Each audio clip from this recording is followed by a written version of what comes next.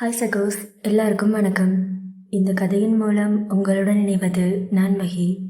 இப்போ வாங்க கதைக்குள்ளே போகலாம். வருண் மற்றும் நித்யா இருவரும் வீட்டை அடைந்தனர். வீட்டிற்குள் நுழைந்ததும் வருண் சமையலறைக்கு வேகமாக ஓடி நித்யாவுக்கு உணவை தயார் செய்ய ஆரம்பித்தான். நித்யா அவன் அருகே நின்று அவனை கிண்டலாக பார்த்தாள். என்ன இது, என் ரொமான்டிக்கான புருஷன் இப்போ சமையல்காரனாக மாறிட்டானா? பொண்டாட்டி, உனக்காக நான் இதுவாக வேணாலும் மாறுவேன். அது சரி, ஆனால் நீங்கள் எனக்கு மல்லிப்பூலாம் வாங்கி கொடுத்ததை பார்த்தா வீட்டுக்கு வந்ததும் என்னை பெட்ரூமுக்கு தூக்கிட்டு போவீங்கன்னு நினச்சேன். ஆனால் நீங்கள் என்ன கிச்சனில் வந்து குக் பண்ண ஆரம்பிச்சிட்டீங்க. உனக்கு பசிக்குள்ளடி, அதான். அது மட்டும் இல்லை, இந்த மாதிரி உனக்கு சமைச்சு கொடுத்து எவ்வளோ நாளாச்சு? சரி, என் பொண்டாட்டிக்கு என்ன சாப்பிடணும் போல இருக்கு, சொல்லு, நான் ரெடி பண்ணி தரேன். வருண், எனக்கு பொங்கல் சாப்பிடணும் போல இருக்கு. என்ன பொங்கலா? ஏண்டி இந்த நேரத்துலையா? வருண் ப்ளீஸுங்க, எனக்கு பொங்கல் சாப்பிடணும் போல இருக்கு, எனக்காக பண்ணி கொடுங்களேன் என்று நித்யா கேட்க வருணும் சிரித்து கொண்டபடி அவளுக்கு பிடித்த பொங்கலை தயார் செய்ய ஆரம்பித்தான். அப்போது நித்யா சிரித்து கொண்டபடி அவனை பின்னால் இருந்து கட்டிப்பிடித்தாள். பொண்டாட்டி, நாடி பண்ணுற? டே புருஷா, சமைக்கும்போது கூட இவ்வளோ அழகாக ஸ்டைலாக சமைச்சிட்டு இருந்தானா எனக்கு நான் கட்டிப்பிடிக்க தானே தோணும். இங்கே பாருடி, உன் புருஷன் ரொம்ப கண்ட்ரோல் பண்ணிட்டு சமைச்சிட்ருக்க. உனக்காக நீ தான் கோஆப்ரேட் பண்ணணும். அதை விட்டுட்டு இந்த மாதிரி கட்டி பிடிச்சிட்டு என் காதுகிட்ட வந்து இந்த மாதிரி பேசினா இந்த பொங்கல் ரெடி ஆகிறதுக்குள்ளே உன்னையும் சாப்பிட்ருவேன் என்று வருண் குறும்பாக கூற நித்யா சிரித்து கொண்டபடி அவன் முதுகில் அடித்தாள். அந்த இரவு அவர்கள் வீட்டில் மல்லிகைப்பூவின் மனமும் பொங்கலின் வாசனையும் கலந்து ஒரு காதல் மயக்கத்தை உருவாக்கியிருந்தது. சமையலறையில் வருண் நித்யாவுக்கு பிடித்த பொங்கலை ஒரு தட்டில் அழகாக பரிமாறி அவளை டைனிங் டேபிளில் உட்கார வைத்தான். நித்யா அவன் சமைத்ததை பார்த்து குறும்பாக சிரித்தாள். வருண் அவள் அருகே உட்கார்ந்து அவன் கையில் சிறிதளவு பொங்கலை எடுத்து அவள் வாய்க்கு அருகே கொண்டு வந்தான். ஐயோ வருண், சான்ஸே இல்லை, வாசனையே ஆளை தூக்குது. அப்படியா? சரி, சாப்பிடு. வருண், நான் சாப்பிட்றேன், ஆனால் ஒரு கண்டிஷன். என்னடி? ஒன்றும் இல்லை, எனக்கு ஒரு கிஸ் பண்ண பார்க்கலாம். என்ன கிஸ்ஸா? ஆமாம் என்று நித்யாவும் அவனை பார்த்து விளையாட்டாக தன் முகத்தை ஒரு பக்கமாக திருப்பினாள். வருண் அவள் பேச்சை கேட்டு ஒரு நொடி தயங்கியவன் பிறகு அவள் கன்னத்தில் மெதுவாக முத்தமிட்டான். என்னங்க இது, ஒரே ஒரு கிஸ் தானா? பொண்டாட்டி, புரிஞ்சுக்கோ, ஒழுங்கா சாப்பிடு என்று கூறிவிட்டு பொங்கலை அவள் வாயில் ஊட்டினான். நித்யா சாப்பிடும்போது அவனை பார்த்து கண்ணால் குறும்பு செய்ய ஆரம்பித்தாள்.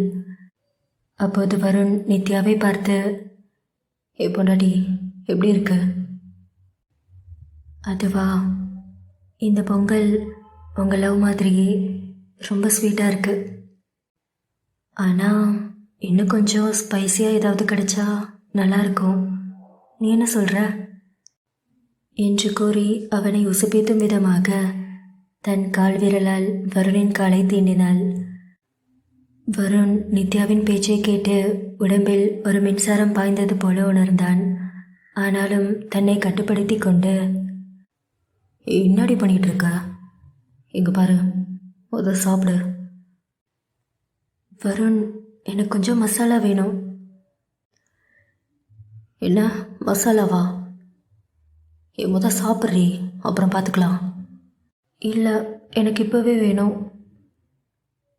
என்னடி பண்ணிகிட்ருக்க? உனக்கு பசிக்கலையா? பசிக்குது, ஆனால் இது வேற பசி என்று கூறியபடி வருணை பார்த்து கண்ணடித்தாள். வருணின் கண்கள் ஆசையில் மின்னின. அவன் ஒரு பெருமூச்சு விட்டபடி,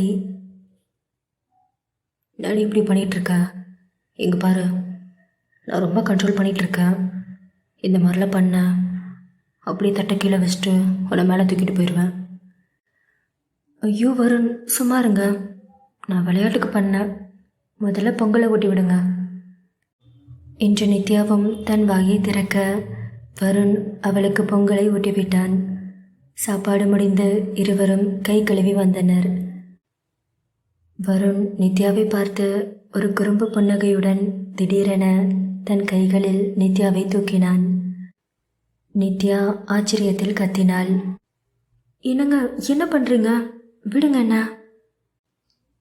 ஏண்டி, சும்மா இருந்தவனை உசுப்பேத்தி விட்டுட்டு இப்போ என்ன பண்ணுறேன் நான் கேட்குறேன். இப்போ பாரு உன்னை என்னென்ன பண்ண போகிறேன்னு என்று கூறியபடி அவளை தூக்கி கொண்டு படிக்கட்டுகளில் வேகமாக மேலே ஏறினான். வருண் வேகமாக பெட்ரூமை நோக்கி செல்ல ஆரம்பித்தான். நித்யா கூச்சத்துடன் அவனை தள்ள முயன்றாலும் அவன் இறுக்கமாக பிடித்திருந்தான். அறையின் உள்ளே மெல்லிய விளக்கு ஒளிர அறையில் மல்லிகைப்பூவின் மனமும் நித்யாவின் மென்மையான சிரிப்பும் கலந்து ஒரு மயக்கும் சூழலை உருவாக்கியிருந்தது. வருண் நித்யாவை மெத்தையில் மெதுவாக போட்டவன் தன் ஷர்ட்டின் பட்டன்களை ஒவ்வொன்றாக கழற்றி அவளை குறும்பான பார்வையுடன் பார்த்தான். நித்யாவின் முகத்தில் கூச்சமும் ஆசையும் கலந்த ஒரு புன்னகை மின்னியது. அவள் அவனை பார்த்து மெதுவாக பின்னால் நகர்ந்து தலையணையை இறுக்கி பிடித்தாள். டே புருஷா, என்ன பண்ண போற? ஏன் அப்படி பார்க்குற என்று கூறியபடி கூச்சத்தில் தன் முகத்தை மறைத்து கொண்டாள். வருண் அவள் அருகே மெதுவாக நெருங்கி அந்த படுக்கையில் முட்டி போட்டு உட்கார்ந்து அவள் கையை மென்மையாக எடுத்து தன் உதட்டருகே கொண்டு சென்றான். அவள் ஒவ்வொரு விரல்களிலும் மெதுவாக முத்தமிட்டான். ஏண்டி, கீழே சும்மா இருந்தவனை தூண்டி விட்டு என்னை தவிக்க விட்டேல, இப்போ பாரு நான் உன்னை என்ன பண்ணுறேன்னு என்று வருண் கூறியதும் நித்யாவிற்கு அவன் பேச்சை கேட்டு உடம்பே சிலிர்த்து போனது. அட பாவி, அதுக்காக இப்போ பழி வாங்க போறியா? என்னால் முடியாது என்று கூறியபடி அவனை விளையாட்டாக தள்ள முயன்றாள். ஆனால் வருண் அவளை இறுக்கமாக பிடித்து அவள் இடுப்பில் கைகளை வைத்து மெதுவாக தடவினான். பின் அவள் கழுத்தில் மென்மையாக முத்தமிட்டு மெதுவாக அவள் தோளை நோக்கி நகர்ந்தான். நித்யாவின் உடல் துடித்தது. அவள் கண்களை மூடி ஒரு மெல்லிய முனகலை வெளியிட்டாள். வருண், வேணாம், இப்படி பண்ணாத. நீ இந்த மாதிரி பண்ணா நான் கண்ட்ரோல் பண்ண முடியாது என்று நித்யா கூற வருண் அவள் பேச்சை கேட்டு இன்னும் குறும்பாக சிரித்தான். என்ன, கண்ட்ரோல் பண்ண முடியாதா? ஏண்டி, அப்போ ஏன் கண்ட்ரோலோட விளையாடுன? அதை மறந்துட்டியா? இப்போ பாரு உன் கண்ட்ரோல் எங்கே போகுதுன்னு என்று சொல்லிவிட்டு அவள் முகத்தை இரு கைகளால் பிடித்து அவள் கண்களை நேராக பார்த்தான். அவன் பார்வையில் இருந்த ஆசையும் காதலும் நித்யாவை மயக்கியது. ஆமா, ஏன் அப்படி பார்க்குற? இந்த மாதிரிலாம் பார்க்காத, எனக்கு ஒரு மாதிரி இருக்கு. நீ இந்த மாதிரி பண்ணா நான் உன்னை விடவே மாட்டேன் என்று சொல்லி அவனை இழுத்து அவன் மார்பில் மெதுவாக தட்டினாள். வருண் அவளை இன்னும் நெருக்கமாக இழுத்து, லேடி சொன்னா விட மாட்டியா? என்ன பண்ணுவ? அது வந்து என்று நித்யா திணறிக் கொண்டிருக்க வருண் அவள் இடுப்பில் மெதுவாக கைகளை ஓடவிட்டு அவள் கழுத்தில் மீண்டும் முத்தமிட்டான். நித்யா அவன் முத்தங்களில் திளைத்து, வருண் வருண் போதும். என்ன போதுமா?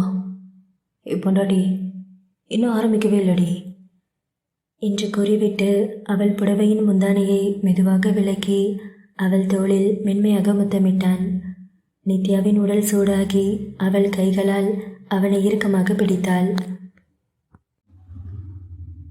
டே புருஷா, நீ இந்த மாதிரி பண்ணா நான் உன்னை என்று நித்யாவின் வார்த்தை தடுமாறியது. வருண் அவளை இன்னும் நெருக்கமாக இழுத்து, "என்னாடி, என்ன பண்ணுவ?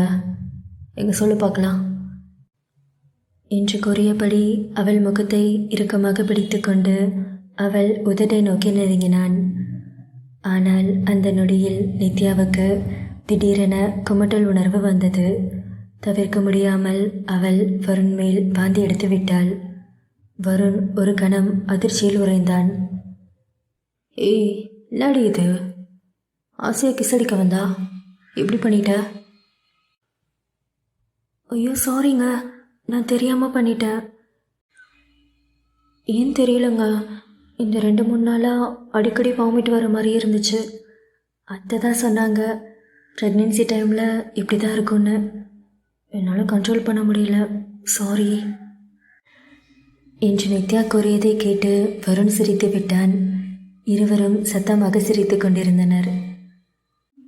"ஏண்டி, உன்னை மேலே தூக்கிட்டு வந்து உனக்கு சர்ப்ரைஸ் கொடுக்கலான்னா நீ எனக்கு பெரிய சர்ப்ரைஸாக கொடுத்துட்ட" என்று வருண் கூற நித்யா சிரித்தாள். "என்னங்க, உங்கள் ஷர்ட்டில் வாமிட் ஆயிடுச்சு, இப்போ என்ன பண்ணுறது?" என்று நித்யா கேட்க வருண் அவளை அணைத்து கொண்டபடி, "நடி பண்ணுறது, இப்போ நம்ம 2 பேரும் ஒன்றா குளிக்கலாம்." "என்ன, ஒன்றா குளிக்கணுமா?" "ஆமாண்டி, இங்கே ஆரம்பித்ததை அங்கே வச்சு முடிச்சுக்கலாம்" என்று கூறியபடி அவளை தூக்கி கொண்டு பாத்ரூமை நோக்கி சென்றான். பாத்ரூமில் வெதுவெதுப்பான நீரின் கீழ் வருண் மற்றும் நித்யா இருவரும் நெருக்கமாக நின்றிருந்தனர். வருண் நித்யாவின் முகத்தில் வழியும் நீரை தன் கைகளால் துடைத்தபடி, "ஏய், நடி மூஞ்சி இது, நல்லா அழகாக குழந்த மாதிரி." "என்னங்க, என் ஃபேஸ் குழந்த மாதிரியா இருக்கு?" "ஆமாண்டி, நல்லா குழந்த மாதிரி க்யூட்டாக இருக்கு." "நிஜமாவா?" "ஆமாம், ஆனால் இந்த குழந்த மாதிரி இருக்கிற மூஞ்சியை இப்போ எப்படி மாத்துறேன்னு பாரு" என்று கூறியபடி அவள் கழுத்தில் மென்மையாக முத்தமிட்டான். நித்யாவின் முகம் மாறியது. தன் உணர்ச்சிகளை கட்டுப்படுத்த முடியாமல் தன் உதடுகளை கடித்தபடி கூச்சத்தில் தவித்து கொண்டிருந்தாள் நித்யா. அந்த இரவு அவர்களின் குறும்பு, காதல் மற்றும் எதிர்பாராத தருணங்களுடன் மேலும் நெருக்கமாக மாறி அவர்களை ஒரு இனிமையான மயக்கத்தில் ஆழ்த்தியது. அடுத்த நாள் காலை பொழுது வீட்டின் பால்கனியில் ஒரு வசதியான நாற்காலியில் நித்யா அமர்ந்திருந்தாள். மல்லிகைப்பூவின் மனம் அவள் கூந்தலில் இருந்து வீச அவள் ஒரு சிறிய தலையணையை தன் வயிற்றின் மீது வைத்து வானத்தை பார்த்து ரசித்துக் கொண்டிருந்தாள். அப்போது வருண் தன் கையில் அவளுக்கு பிடித்த ஜூஸுடன் ஒரு தட்டில் சிறிது பழங்களையும் வெட்டி எடுத்து வந்து அவள் அருகே உட்கார்ந்தான். "என்னங்க இது, டெய்லியும் ஜூஸு பழம்னு?" "ஏ பொண்டாட்டி, இப்போ நீ ஒருத்தி இல்லை, 2 பேர். வயிற்றுக்குள்ளே நம்ம பாப்பா இருக்குல்ல, அவளுக்கு சேர்த்து நீ தானே சாப்பிட்ணும்." "என்னங்க, அதுக்கு நீ இவ்வளவா? இதே மாதிரி நான் டெய்லி சாப்பிட்ருந்தேன், அப்புறம் நான் ரொம்ப குண்டாயிருவேன்." "ஏ பொண்டாட்டி, நீ எவ்வளோ குண்டா வேணாலும் ஆகுடி, உன்னை தூக்கிட்டு அவ்வளோ சந்தோஷமாக இந்த உலகத்தையே சுற்றி வருவேன்." "போதும் போதும், நீங்கள் கொடுத்த ஜூஸே ரொம்ப சில்லுன்னு தான் இருக்குது, இன்னும் ஐஸ் போடாதீங்க" என்று நித்யாவும் விளையாட்டாக கூறியபடி அந்த பழச்சாறை குடித்து கொண்டிருந்தாள். வருண் அந்த பழங்களை ஒவ்வொன்றாக நித்யாவின் வாயில் ஊட்டிவிட்டான். "ஏ பொண்டாட்டி, சாப்பிட்டு சீக்கிரம் கிளம்பு." "வருண், எங்கே போனோம்?"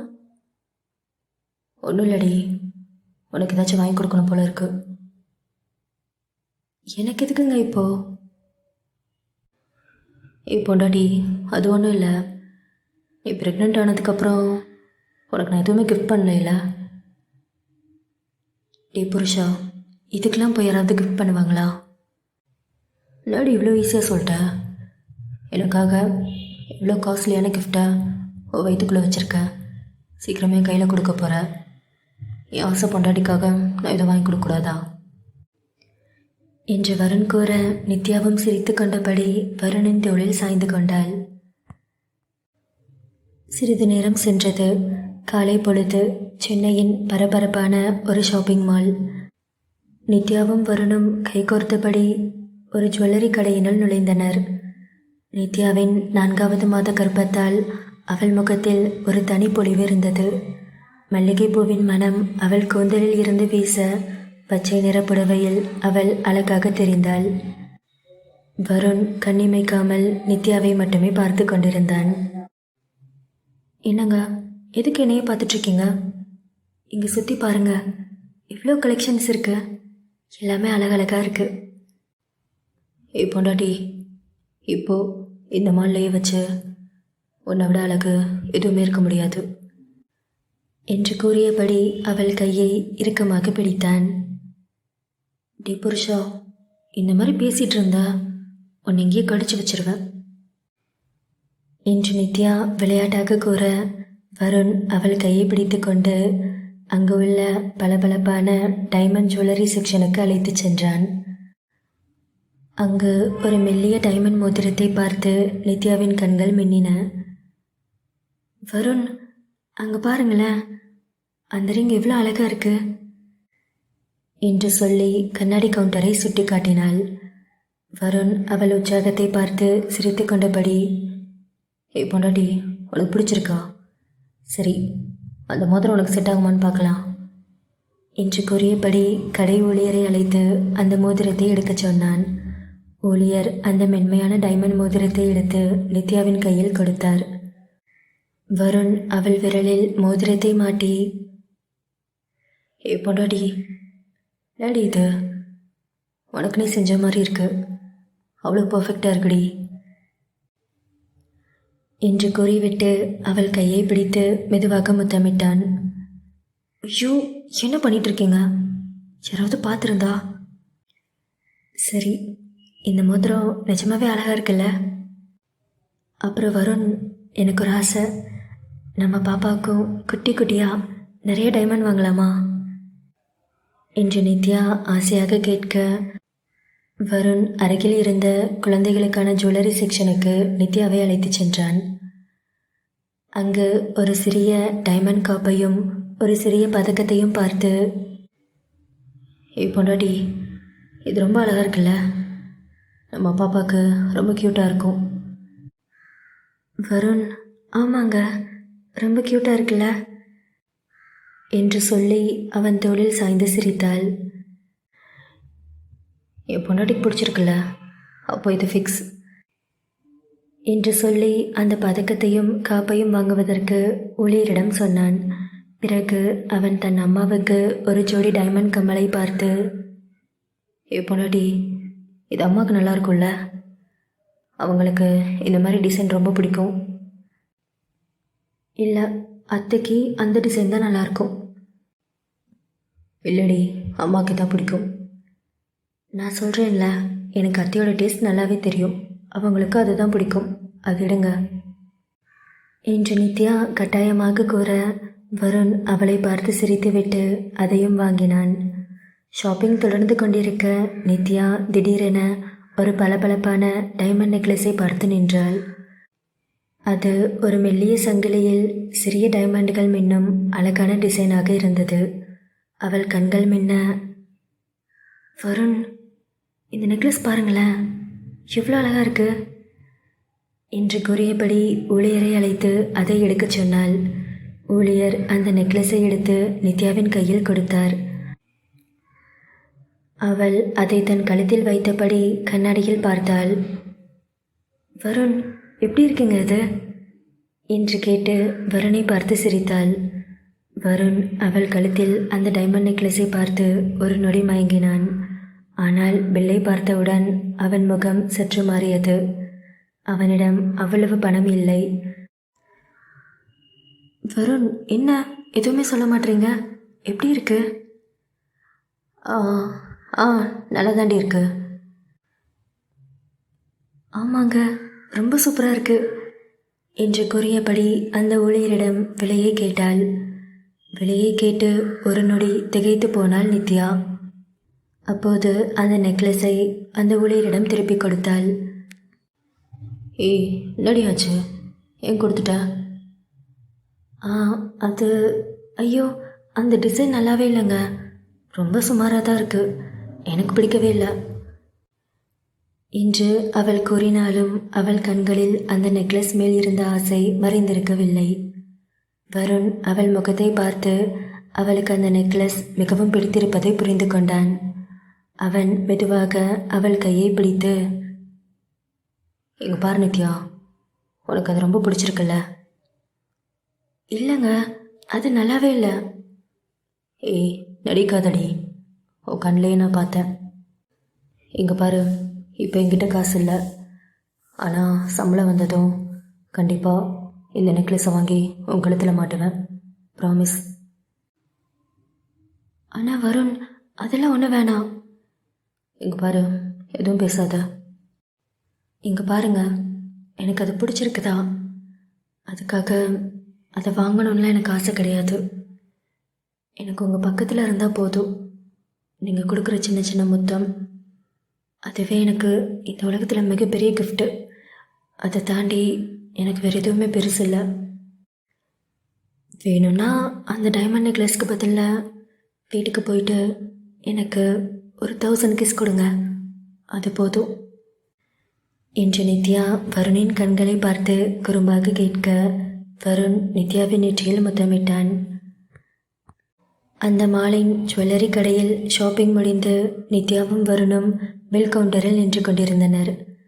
நித்யாவின் கையில் அவர்கள் வாங்கிய டைமண்ட் மோதிரம், குழந்தைக்காக வாங்கிய காப்பு, பதக்கம் மற்றும் வருணின் அம்மாவுக்கு வாங்கிய கம்மல் ஆகியவற்றின் பில் இருந்தது. கவுண்டரில் உள்ள ஊழியர் பொருட்களை ஸ்கேன் செய்து ஒரு பையில் பேக் செய்து கொண்டிருந்தார். திடீரென அவர் அந்த பளபளப்பான டைமண்ட் நெக்லஸையும் எடுத்து பையில் சேர்த்தார். நித்யா ஒரு நொடி திகைத்து போனாள். சார், ஒரு நிமிஷம், இந்த நெக்லஸ் நாங்கள் வாங்கவே இல்லை. இதையும் பேக் பண்ணுறீங்க என்று நித்யா கூற, அந்த ஊழியர் புன்னகையுடன், அது ஒன்றும் இல்லை மேம், இந்த நெக்லஸ்க்கு ஆல்ரெடி பில் பே பண்ணியாச்சு, இதையும் பேக் பண்ண சொன்னாங்க என்று சொல்லி பையை மடித்து நித்யாவிடம் நீட்டினார். நித்யா ஒரு நொடி குழப்பமாக பார்த்தாள். என்ன, பில் பே பண்ணியாச்சா? நாங்கள் இதை வாங்கவே இல்லை என்று குழப்பத்துடன் வருணை திரும்பி பார்த்து, வருண், உண்மை சொல்லுங்க, நீங்கள் தானே இதுக்கு பில் பே பண்ணீங்க? நான் கேட்டேன்னா உடனே பில் பே பண்ணிட்டீங்களா? ஆமாம், ஏது காசு என்று நித்யா கேள்விகளை அடுக்க, வருண் முழித்து கொண்டபடி அவள் காதின் அருகே சென்று, பொண்டாட்டி, எதுக்கடி அசிங்கப்படுத்துகிற? இங்கே பாரு, மாத கடைசி, சுத்தமாக காசு இல்லை, நான் எப்படி இதை வாங்கியிருக்க முடியும்? என்னங்க சொல்கிறீங்க? நீங்கள் வாங்கலையா? இல்லடி, சேலரி போட்டதுக்கப்புறம் உனக்கு வாங்கி கொடுக்கலான்னு நானே பிளான் பண்ணி வச்சுருந்தேன். ஆனால் இப்போ யார் பில் பே பண்ணதுன்னு தெரியலையே என்று வருண் கூற, நித்யாவிற்கு குழப்பம் அதிகமானது. நித்யா இன்னும் குழப்பத்துடன் அந்த ஊழியரை பார்த்து, சார், என்ன இது? நானும் வாங்கலை, என் ஹஸ்பண்டும் பே பண்ணல. அப்போ யார் சார் இதுக்கு பில் பே பண்ணது என்று கேட்க, ஊழியர் புன்னகையுடன் கவுண்டருக்கு சற்று தொலைவில் நின்றிருந்த ஒரு நபரை சுட்டிக்காட்டி, மேம், அங்கே ஒரு சார் நிற்கிறாரே, அவர் தான் பில் பே பண்ணார், உங்களுக்கு தான் பேக் பண்ண சொன்னார் என்று அந்த ஊழியர் கூறினார். நித்யா திரும்பி பார்த்தவள் ஒரு நொடி அதிர்ச்சியில் உறைந்து போனாள். இந்த கதையுடைய அடுத்த பாகம் சீக்கிரமே நம்ம சேனலில் வந்துடும். மறக்காமல் சேனலை சப்ஸ்கிரைப் பண்ணி வச்சுக்கோங்க. கதையை பற்றின உங்கள் கருத்துக்களை கமெண்ட்டில் சொல்லுங்கள். கதை பிடிச்சிருந்துச்சுன்னா வீடியோக்கு மறக்காமல் ஒரு லைக் பண்ணிக்கோங்க. என்னோட நீ இருந்தால் தொடர்கதையின் அடுத்த பாகத்தில் உங்களை வந்து சந்திக்கிறேன். தேங்க்ஸ் ஃபார் வாட்சிங்.